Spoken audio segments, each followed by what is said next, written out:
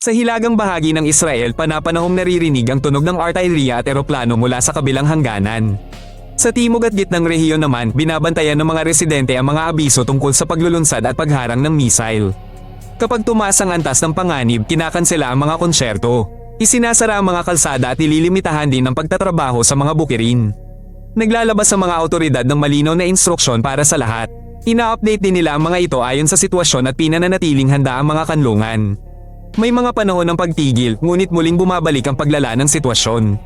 Kaya ang mga dokumento, tubig, pangunahing gamot at charger ay nakalagay sa madaling makita. Ang Israel ay hindi umaasa lamang sa swerte. Sa halip, pinaplano nito ng maaga ang magiging kilos ng mga tao. Ang seguridad sa pasukan ng mga istasyon, stadium at ospital ay karaniwan na. Mabilis na sinusuri ang mga bagahe at tahimik itong tinatanggap ng mga residente. May mga kamera at paminsan-minsan ay checkpoint sa mga kalsada. May panic button din sa mga bus at taxi para sa karagdagang seguridad. Kahit isang nakalimutang pakete ay sapat na dahilan. Ito ay nagiging sanhi para tawagan ng mga bomb expert at pansamantalang isara ang lugar. Pinapanatili ng mga kapitbahay ang kanilang contact sa isa't isa.